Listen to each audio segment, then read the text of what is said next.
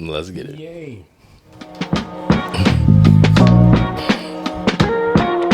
Scotch, bourbon, and rye, yeah, we on that whiskey. Wanna discuss an array of topics, conversation simply. Gonna drop your whiskey bars with the sip hitting fold. Could you pass it? You want more? Another glass, let it flow. Steady pour. Steady pour. Yeah, a steady pour. A steady pour of growing, a steady pour of sharing, a steady pour of knowing. Now pass that Glencairn. So pull up a chair, grab a glass, and enjoy a melanin-infused perspective with a whiskey twist. Yeah, yeah, a steady pour.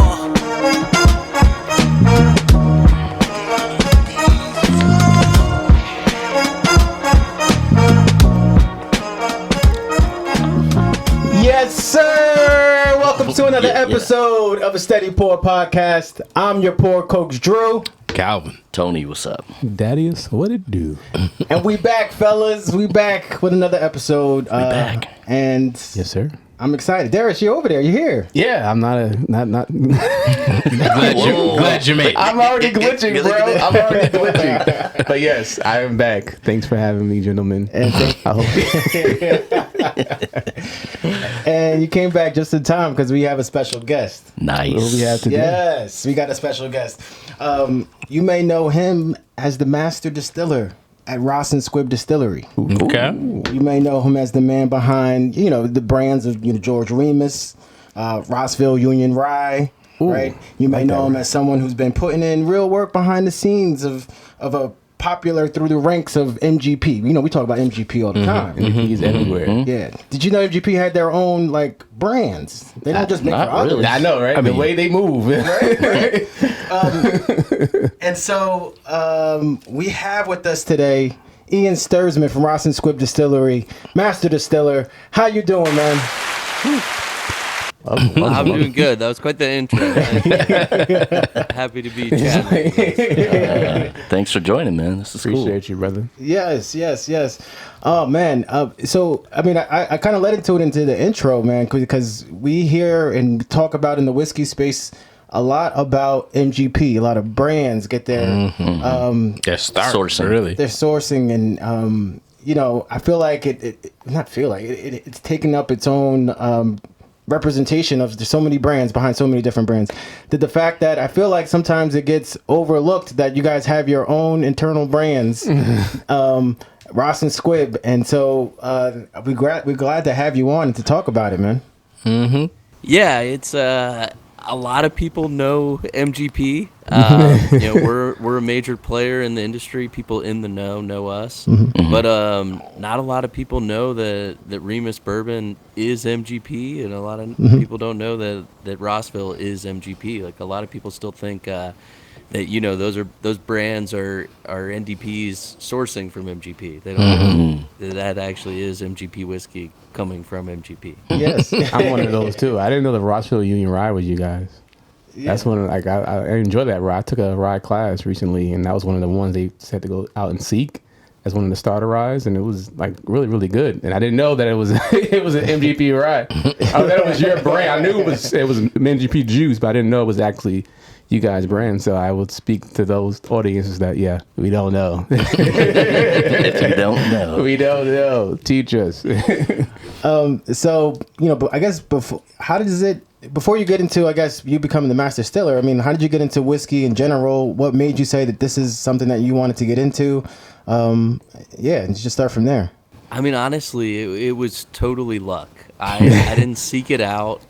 I got out of school in 2010, worked in a paper mill for a few years. I was a chemical engineer by education. Started working at a paper mill. Did that for about 3 years, and then a recruiter called me about a distillery that I'd never heard of in Lawrenceburg, Indiana. And it was close to Cincinnati. It was close to home, and I just jumped at the opportunity. I thought making whiskey sounded way cooler than making paper. Yeah, not wrong. But I wasn't really into whiskey before that. I was pretty into beer. I'd brewed my own beer, did home brew and stuff like that, but was never really into whiskey. And And one of the first things I did, I went home, which is Dayton, and there's a really good whiskey bar in Dayton called the Century Bar. And I had like a week off in between jobs, so I went to the Century Bar, and I bellied up to the bar, and I was this older bartender, and I was like, yeah, I just got this job at this distillery. It's called MGP. It's down outside of Cincinnati in Lawrenceburg, Indiana. And I mean, this guy's eyes lit up, got like super wide, and he starts pulling bottles off the shelf and having me try all these things, and that's when it like really clicked. I was like, okay, this is really cool. Like, It's a big deal. And I kind of fell in love with the whiskey right then. I mean, I pretty much fell in love with it right away. Started off as a night shift manager, so I was managing the union crew. It was on nights. Then I moved into a process engineering role. Greg Metz was the master distiller when I first started. So, he had about 30 years of experience at the distillery, but there wasn't a ton of technical expertise behind him. So they created a role for me. I moved around the distillery, kind of managed each area of the distillery for a few years at a time. And then, it was just kind of good timing after that, right place, right time. And, I mean, in my dream job now, I mean, I absolutely love the industry, love whiskey, love the whiskey we make specifically. So fell into the dream job, but really didn't seek it out. Well, I was going to say, when did it become your dream job? At what point did you know that this was your dream job? Was it by the time you were as soon as you got there in terms of supervising the union crew, or was it at what point in the process of you coming up the ranks did you say, oh yeah, this is my dream job? That's a good question. I don't think there was like a real moment. I mean, the first time, where I got to kind of blend Remus Repeal totally, that was pretty cool. When I started getting to blend our products and seeing, the stuff I kind of created out on the shelf, that's probably when it really sunk in. What year was that? Do you remember when what release that was? This would have been like 2021, probably. Okay. Yeah. Wow. Nice. How many years since you got the job did you really realize, oh, this is pretty awesome? Because it usually takes some time before it reaches the shelf, right? Yeah. So what was that gap? I mean, I thought the job was pretty awesome right away, especially coming from a paper mill. Paper mills aren't very awesome. So Okay. You were like, this this is a pretty step awesome up. right away. So, I mean, I thought it was cool right away. I fell in love with our whiskey right away, especially our ryes. But then, like, the like getting to like actually blend our products and see them on the shelf, that was like another level later. But I've been here a little over 12 years now. So Okay. Wow. Been here a pretty good chunk of time, and it's an awesome job. I can't complain. That's cool. So MGP, so Indiana. As soon as everyone says or sees on their Distilled in Indiana on Indiana. the bottle. Indiana, like they say MGP. What do you think? What does that mean to you guys when you hear that in terms of the representation MGP has with Indiana? Yeah, I mean, there's some other really cool smaller distilleries in Indiana doing some great things. But I think in general, when people hear Indiana whiskey, they think of us. I mean, we really define Indiana whiskey. We're the only major heritage player, in Indiana. The rest are in Kentucky and Tennessee. So, I think we kind of define that Indiana whiskey. I mean, Indiana rye got its own designate not that long ago. We especially define rye whiskey probably, as a category. I think, we're such a major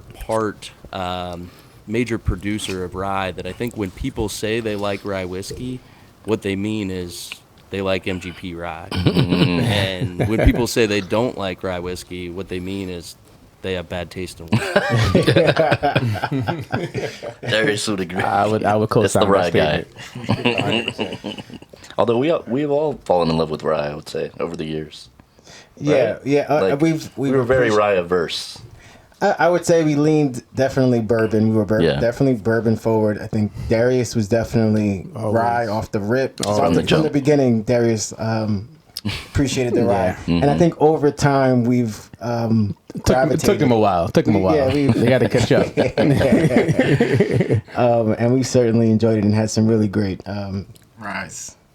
Particularly, also from Indiana MGP. What has been your favorite? I was gonna say your favorite brand or experience in terms of bringing whiskey out to the people. Like, what's been your favorite experience in your process? Yeah, that's a good question.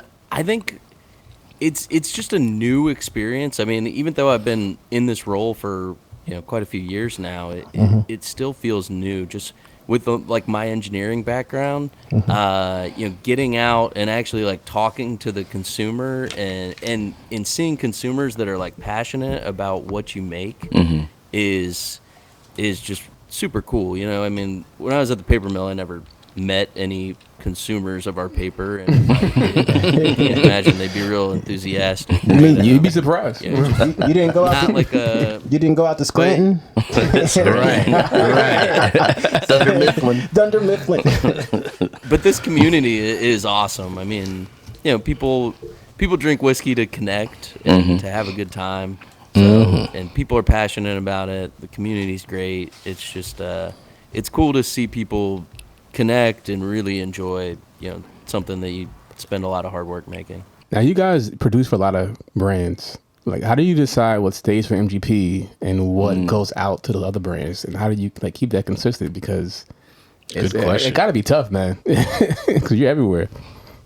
Yeah. So, one of the kind of unique parts of our brands right now is that we're the only big heritage distillery that doesn't have big heritage brands. So our brands are pretty small, they're small, they're growing, but they're such a tiny fraction of what we produce that we're able to be super, super picky about the barrels we're putting into our own brands. And we can be super picky and not affect what anybody else is getting, right? Because we're such a small percent of the total that's going out. So we are, we evaluate the new distillate every day, and we'll make decisions on what gets put away for our brands. What goes into what we call distilling solutions inventory would be like the contract distillation side of the business. But then we monitor things as they age, and things can change hands, as they're aging. We might really like the way something is maturing or not like the way something is maturing. But we're just, the stuff going into our brands is just such a tiny fraction that it doesn't really affect, the contract business in a big way. Word. At all. Keeping the good stuff for yourself, what you're saying. Right. It seems like there's enough good stuff to go around. No to me. I don't know. shade. I would do it too. I'm just Let's just jump into one of the brands that we have in front of us right now. We have a lot of different expressions from that particular brand, and that's Remus. So when we're talking about Remus, what is the community getting with Remus? I mean, I think you're getting the best of what we do on the bourbon side. Because, like I said, it's a small brand. We're probably able to be more picky about the barrels going into this brand than maybe anybody else in the industry. Because we're a big distillery, big heritage distillery. We have a lot of good whiskey aging, and we're picking out a very small portion of it to become Remus. Right. I mean, because some of these have been aged for...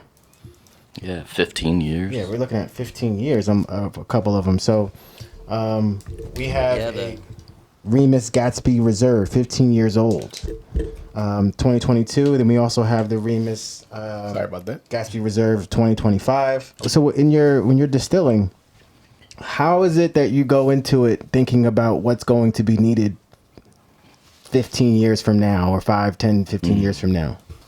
Or do you really make that decision game day? No.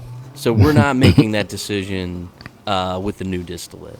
So with the new distillate, really what we do is every morning we evaluate the new distillate based on a standard of that mash bill. Okay. So we keep and refresh standards of what we think each mash bill should smell and taste like before it goes into the barrel. And every morning we'll take our product tanks, finished product tanks off the stills, and we'll have blind sampling in our sensory lab. So what we do is we'll have that standard, and then we'll have lettered glasses. Mm-hmm. And one of those glasses will be another one of the standard. So 2 of them are the same. And then the other letters are the product tanks from the previous day.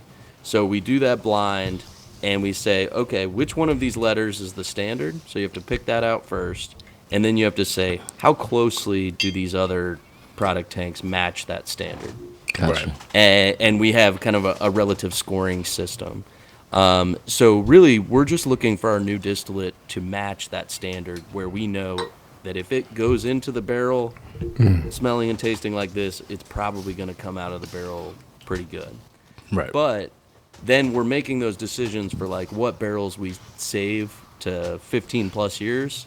We're making those later. We're making those, at 5 year when we're dumping for, kind of our everyday or 94 proof. We're making those decisions later with repeal, what's going into repeal, what's being saved. So we do barrel surveys each year, and we kind of monitor how each batch is aging. Okay. Obviously there's too many barrels out there to taste each barrel, but we do composites of each batch out there, and we monitor how that's aging, and then we'll make those decisions, what's getting saved, for the ultra age stuff as we go, because most of our barrels aren't going to be really that great at 15 year plus. Right. Right. Only a small portion of them are going to be really good at that age. How big is your tasting panel? I know you said that you guys taste them every day. Is that like a pretty select group? And how do people get into that?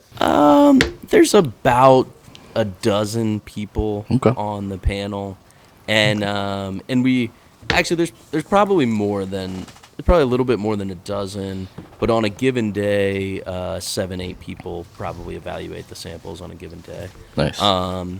And we do have like training and testing to be on the panel. Okay. That's really serious.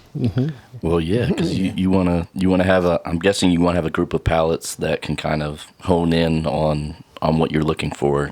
And then you want consistency. Consistency, Right. Yeah, that too. Yeah. Yeah, it's about consistency. So consistency is really hard too, like across. So the panels, changes a lot because people retire, new people get hired, and to try and get consistency across the panel with different people is really difficult. But we do our best on that, and really it's about nosing for defects at that point.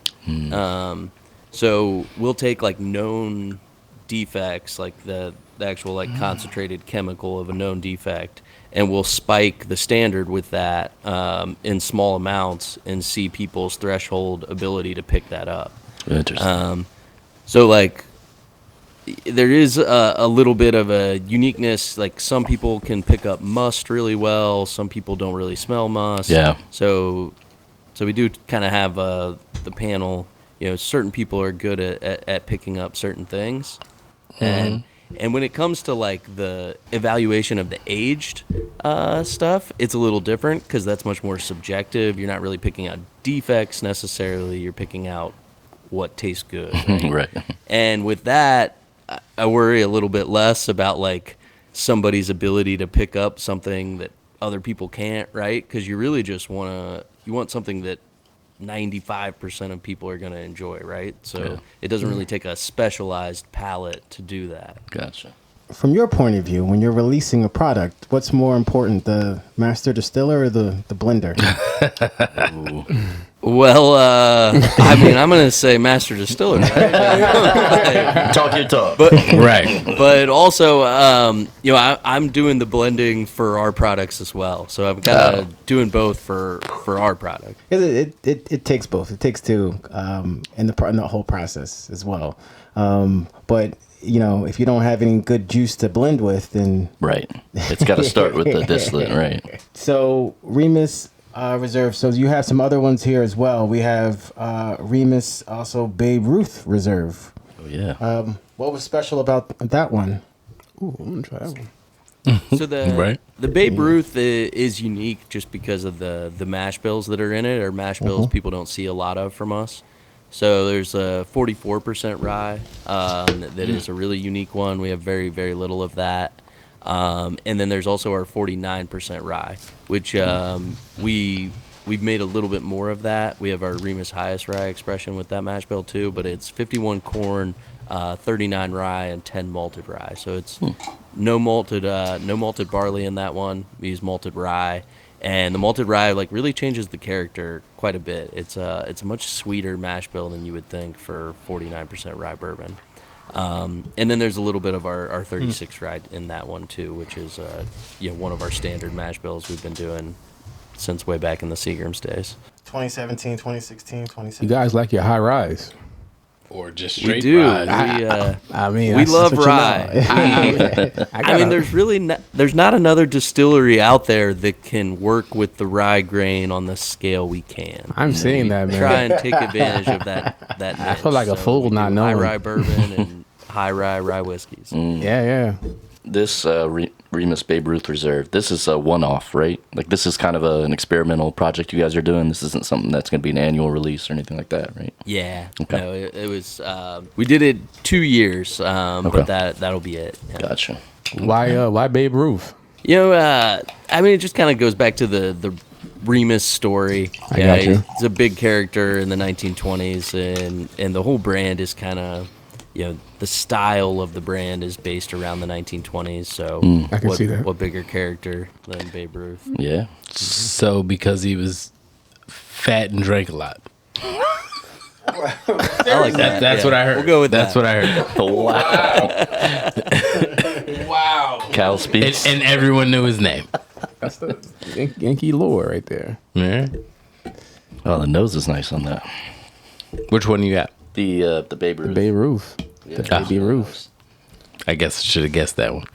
That's what you're drinking on now? I'm pouring the Babe Ruth. Nice. All Nice. right. I was gonna say which one is your favorite, but it's kind of hard to.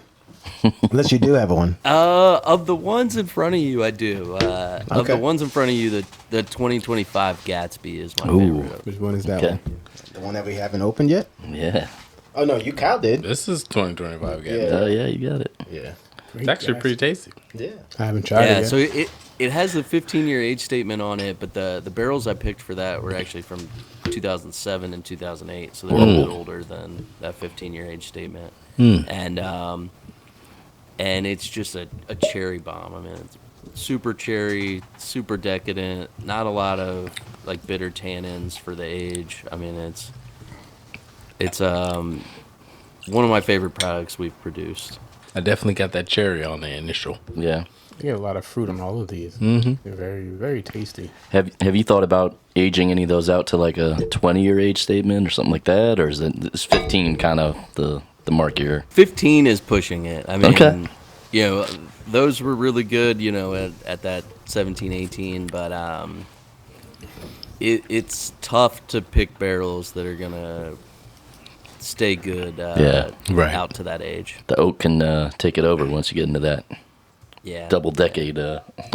What's your what's the sweet spot specifically for bourbon age wise? Just So it's in such your a- opinion, not Yeah. across the It's board. it's such a tough question just because every batch ages so differently. Okay. But I would say for our bourbon specifically, I I mean, that like 7 to 12 year range. Okay. I think I would say the majority of our barrels are going to be their best somewhere in there. But then, there's always outliers to that. Barrels that went in that Gatsby are definitely an outlier to that. I recently went back to a batch that we had picked out a couple years ago. It was probably the youngest batch we ever had in our Remus single barrel program. I think it was only 4, maybe barely 5 years old when it was in our single barrel program, and got picked a lot. It was a really good batch. And I went back to it now at like 7, and it's not quite as good as it was. It peaked. Yeah. Wow. And I mean, that's an outlier. That's not typical, but Yeah, I can different only whiskey imagine. peaks at different times. Yeah. And would you say the ryes kind of tend to peak a little bit earlier, maybe in that like 7-year range, something like that? Yeah, I think so. Yeah. The ryes do peak a little earlier, and they, I think the rye just the character changes a lot in the rye from like 4 to 8, and then after 8, like a lot of times I think you get a little bit of diminishing returns until you start to get like the tannins, and it starts to turn a little bit. So you also, there's consistency, but you also get the opportunity to do experimentals, right? You have this Remus Master Distiller Experimental Series. And it says series number 1. So is this the first one that you guys did where it was aged in, I don't even know if I'm going to say this right, Seguin Moreau barrels? Yeah, that was last year's. That was the first release of it. Yes. Yes. What was that like doing an experimental series? So I pretty much came up with the idea basically to have an excuse to play around. Nice. The craft guys are really good at doing wild and crazy things and experimenting, but the big heritage guys like us aren't. We're stuck in our ways a little bit. And if you do an experiment and it doesn't turn out good, you have a lot of something that didn't turn out good. Right. So it's a little riskier for us, but I wanted an excuse to kind of do some kind of crazier things, to play around a little bit more. And so I started this series. Now, the first few of this series are going to be just kind of interesting things we already had aging, like that first release, the Seguin Moreau barrels, which was just kind of an unusual Cooper that we kind of just stumbled on those barrels. We weren't really seeking them out, but we were getting barrels from anywhere we could because there was a big shortage of barrels back in 2015. And so our typical barrel is 4-char staves and 3-char heads, and this one was very lightly charred, heavily toasted, ultra seasoned staves. So it was much different than our typical barrel, and the batch just turned out spectacular. A little different profile than our typical LBSV, which is our 36% rye mash bill. But so these first few releases are just going to be, things like that, kind of things we find in the rick houses. But then eventually we'll get to the stuff that we've intentionally laid down specifically for this experimental series. Okay, yeah. So it sounded like you wanted that small craft energy. That's what you wanted to bring to the space. Yeah. You wanted to play around with that. I see. Craft energy. Yes. Small craft. That's diabolical.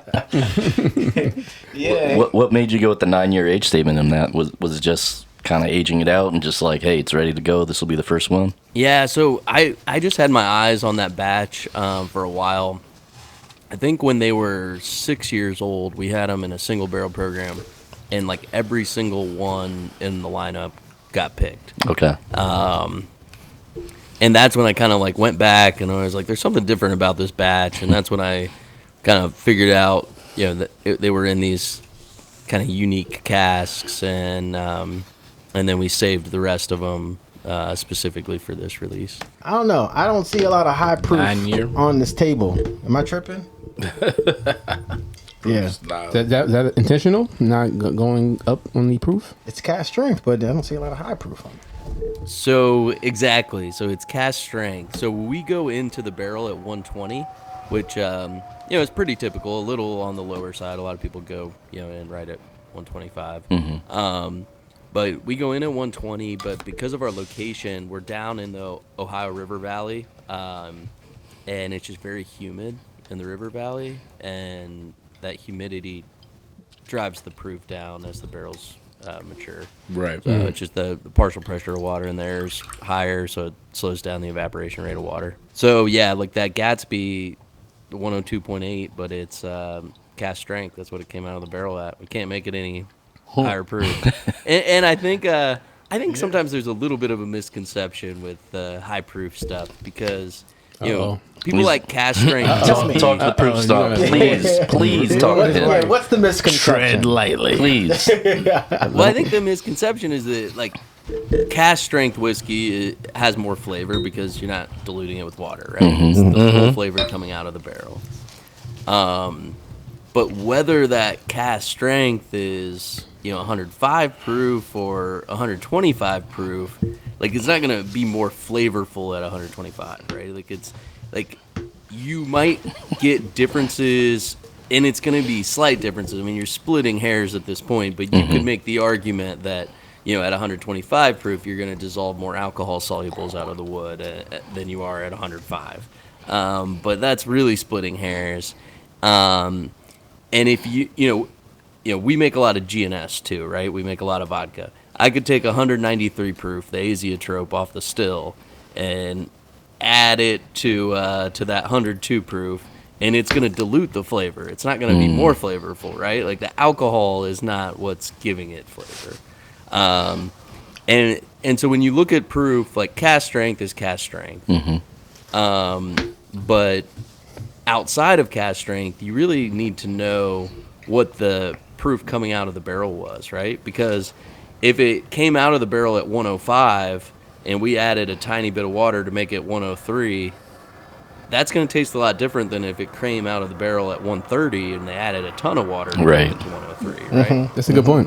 Yeah. So am I a cask strength snob as opposed to a high proof snob? And it's just No. lot of- Because I would say this. you look at the proof. That's what you look at first. You're not looking at if it's cask strength. I'm going off of his explanation here that it's still cask strength, though. But we don't know with his point, what did it come out of the barrel? Right. How did it dilute it down? Because he's saying that they could have put it 130 to 105 versus, I don't know. But to his point, these are cask strength, and I feel like they taste above their weight class. I feel as though Very flavorful. Yeah. they are punching really high. Like He's giving me another lens to look at. When I say that I'm a quote unquote high proof snob, is it just a cask strength snob. Is it cask strength? I got to look to see if it's cask strength. Not high proof, but it's cask strength. Gotta love these spin-off conversations. I'm looking forward to you turning over a new leaf and trying to now we got differentiate those. No. He said I'm pretty sure you're pretty unique in the sense that you're saying that where it's being aged, the humidity is causing that, right? Is that it? Would you say that's unique in the space of cask strength? That you're having a 102 cask strength and as compared to the Kentucky distilleries, maybe? It's fairly low. I mean, that's fairly going from 120 to 102 in the barrel is fairly. That's a big difference. Yeah. You don't see that often, and we don't get those barrels that sometimes you see some of the Kentucky distilleries. You get those barrels that go way up in proof. You get the 130s and 140s. I've never seen anything like that from us. There's a couple places in our rick houses that do go up, but I mean, going up for us, like 125, 126 is about the highest I've ever seen. I was going to ask you what's the highest, yeah. And we actually do age barrels in Kentucky too. So we have a lot of our barrels are aged on site at our distillery, but we have off-site storage down in Williamstown, Kentucky, and Sunman, Indiana, and Jennings County, Indiana as well. Nice. So we have a lot of different maturation environments. I was going to ask you, are there any plans for any higher proofs? But you seem like you already have some out already. If 126 is the highest, you said? Yeah, that's about the highest I've seen barrels from us. Gotcha. Aging in the rick houses. We haven't released anything under our labels that high proof. Oh, you haven't released it? You just seen it, but it hasn't been actually released. Yeah, Oh, that's okay. not as high. Outliers. I was thinking, like, I don't think I've seen it. Is there any plans to release something that high, or are you guys are just sticking with where you at right now with in the 100? No imminent plans, but there's. Okay. You can't say. Okay, I get it. I don't know. It sounds like you got a lot there to cook with. You have a lot there to blend and decide on some things. Did you get to actually like? I'm trying to think about how to ask this question. For the experimental series, did you know specifically what you wanted to do for the series number 1, or? Yeah, in terms of like what you had to choose from, because I feel like you have a lot to choose from in here. Yeah, I knew already. I kind of like when I came up with the concept of the experimental series too for us, right? So like it was, when I wanted to do that, I kind of knew what the first release was going to be already. So then what was, we don't have it in front of us, but did you say what was the next series? Did it come out already? I don't think it's out yet. It is out. It just came out. It just came out a couple months ago. Oh, okay. So the series number 2 was my first foray into finishing whiskey. And it is a 95% wheat whiskey distilled in 2017. And then I finished it in white port, ruby port, tawny port, and Oloroso barrels. Oh, nice. Wow. We must have missed that in the mailbox. You saw that? I'll We'll get have one to- sent to you. All right, we'll reach out. That sounds That sounds exotic. really good. Sounds very exotic. I'm a big white Yeah, port it's- fan in general, but I mean, It's unique. It's super unique, and I think for one, because you don't really see 95% wheat whiskeys out there, right. But then with the kind of softness of the wheat whiskey, Yeah. you really get the nuances of each of the different kind of port. So you get a lot of like apple and citrus from the white port. You get a lot of like plum and raspberry and the red fruit from the ruby port, and then you get some of the nuttiness from the tawny and the Oloroso, and it all kind of like it all shines through. It all comes together. With the wheat whiskey. Like if that was like a rye whiskey, I think Oh, that'd all yeah. get like lost in the wash, right? But with the wheat, it's so soft, like you kind of get the subtleties of each of the finishes. What's the proof on that one? Is it close to this 107 on this one, or? It is 113. That's right. Oh, okay. A little higher. A little Ooh. higher. Definitely got to try that one. Yeah. And that one came out. The barrels came out right 114 point something, so it's only proof down, less than 1%. Yeah. So it's cash strength pretty much. Yeah. Nice. Just Is that- enough is that- not to be able to call it cash strength. Does that proof work within your milieu? Oh, that one. Well, the new. You cash strength snob. 114? Well, that's Okay, in the alright, wheelhouse for alright, sure. alright. Yeah. Now we're talking. You getting out of bed for that one? Yeah, but this the series number 1 here, the aged in. Did you say it, or you just left me out to dry to just formulate? He said it. No, he said no, it? no, Well, he said Sequin. How do you say that? Sequin Moreau barrels. I said it. I don't know if I said it any more correctly than you. Like, I say Seguin Moreau. Seguin, that sounds right. Yeah. He didn't correct you, so I just figured we were just like, say it how you want to say it. I thought you just said penguin with an S in front, so I don't know what you were doing. Yeah, I just tasted that. Man, yeah, that is good. That You got to pass it. yeah. I didn't get it. That's man. Yeah, that is definitely different than the Repeals and the Babe Ruth one that we had earlier. I'm just enjoying this Gatsby one? 2025, which is excellent. They've all been The, really 15 good. year, yeah. I did have that. They've all been really good. Yeah. For, Cherry bomb. I don't want to say for a low proof because I feel like that's just bad to say. But I guess lower than we're used to your point where because that whole thing about being higher, having all the flavor, and it's really just cash strength. But these are all been very flavorful, man. Like, and they taste like even the finishes have been there. Like, it's been really, really delicious, man. So, Okay, Ian out here, he been shooting in the gym, right? what did they say? Let that man cook. Yeah. Have you connected with Penelope at all? I know they're like a brand who used to source and now is kind of They are the source. with MGP. They got so. bought by the source. Is that something where do you see those guys roaming around in the rick houses and doing their thing, or how does that work? Yeah, so I work with Penelope, somewhat closely. Okay. Danny still does all the blending for Penelope. But yeah, we're all one big happy family now. That's awesome. Yeah. Those guys are cool. We had them on 3 years ago, 4 years ago, maybe now. Something like that. It was like very early season. on. Yeah. Mm-hmm. When they in Roselle, New Jersey. Yeah. Right. That's right. They were in Right Jersey next now. to their liquor distribution plant. And so when you see something like that happen in the whiskey industry, where the company that was sourcing from a brand then wants to work with them closely and be part of the brand, what does that signal to you? What does that mean to you? That's tough. I mean, I think,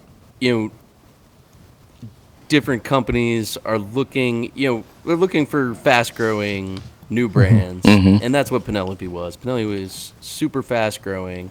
They had kind of a unique spin on it. They were kind of doing different things. They were doing their own thing, and it was a super fast-growing brand. And we're looking to increase our branded footprint. We acquired them. I don't know that story says anything about the broader industry. I think that was, we're looking to increase our branded spirits footprint, and they had a great growing brand, and it was really synergistic. And they were already buying our whiskey, so It made sense. it worked out good. Yeah. But I don't know if it really said anything about the broader industry in general at the time. Gotcha.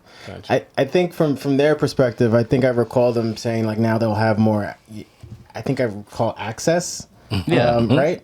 And so I envision when I hear that, I envision them saying like before they were like, you guys told them like, okay, we only have this, and work with. And then now that they're part of your brand, they walk into and they're like, wait, actually, it's all of this. Whatever you want. Whatever you can see. It's Right. yours. It was, I guess, a kid in the candy stores in terms of what they had to work with. And then from your perspective, though, when you're trying to build Remus, are you like, all right, keep your hands off of this section right here? Because Penelope can't go in this aisle. Don't. This is my experimental section right here. Don't touch my barrels. No, I mean we have plenty of barrels. We have Nice. plenty of barrels. Yeah. That's what's up. Yeah, I can imagine. Again, I'm just imagining someone walking through and it's just like barrels on barrels and barrels and barrels. You guys are welcome to come walk through sometime. If you Oh, don't We think would it was a love good that. time. We would love that. What did they say? Don't threaten us with a good time? Yes. That would be a lot of fun. Yeah. So for those that are trying to also understand, there's MGP. Tone mentioned Penelope. There's Luxco. How does that all kind of fit in? Like, help. And there's Remus, like Ross and Squibb. Help us fill out the blanks here. Okay, so yeah, it's a confusing story, one that we haven't done a great job of telling. But so I'm gonna get the years wrong, but about 5 years ago, maybe 4, we acquired Luxco. Okay. So Luxco, their company had been around a long time. They had the Rebel brand, the Ezra brand, Blood Oath, Yellowstone, El Mayor Tequila, Everclear, lots and lots of brands. Yeah. And we acquired them. When we acquired them, they became our branded spirits division. So Luxco is the branded spirits division of MGP. And then when that happened too, we changed the name of the distillery from MGP of Indiana to Ross and Squibb. And that was really just, it harks back to the history of the distillery. So the first 2 distilleries that set on our current campus were the Rossville Distillery and the Squibb Distillery. But, we did that because, it came with Limestone Branch Distillery, with Lux Row Distillery. I don't think those guys wanted to be, MGP of Central Kentucky and MGP of Southern Kentucky. So it just made more sense, and it was better. It paid tribute to the history of our distillery, because we've been around since 1847, and we've only been MGP, since 2011. So Wow. It's a short part of our history has been MGP. And that's kind of how it all fits together. And then Penelope, obviously, we acquired that brand 2 or 3 years ago, so it's another one of our brands now in the Luxco side.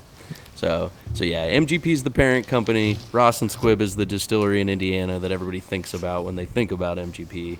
And Luxco is the branded spirits division of MGP. And yeah, we'll try and make it more complicated next week. The way you just said it just sounded perfect. It was, yeah.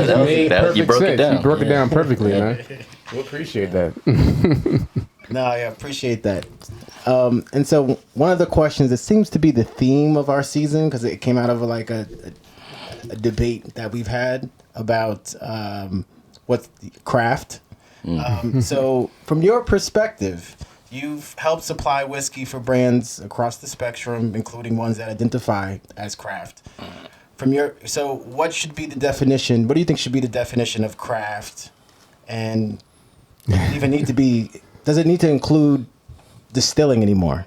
That's a great question, and I don't get too caught up in definitions like that. I guess I don't know. I think craft can kind of mean whatever you want it to mean. I don't know. I mean, in this industry, the big heritage distilleries have their craft, and that craft has been honed for a very long time. But obviously, people talk about craft as the small guys, right? Right. And if you want to put a size requirement on it under so many cases, then sure. But in general, I think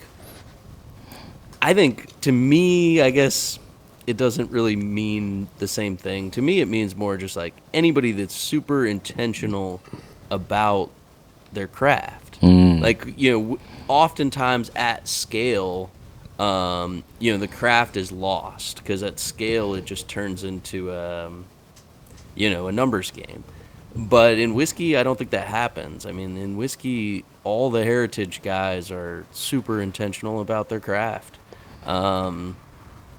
But yeah, I don't know that you need to make whiskey to call yourself craft either, if you're super intentional about the way you're blending and where you're sourcing and all that. So, Right. I don't know. I don't have a good definition So for it. so MGP is craft. I mean, no, in the sense of what people think of when they think of craft. I'm messing with you. But would you I'm consider messing would you consider Remus a craft brand within MGP? I think so, yeah. See, Absolutely. Yeah. There you go.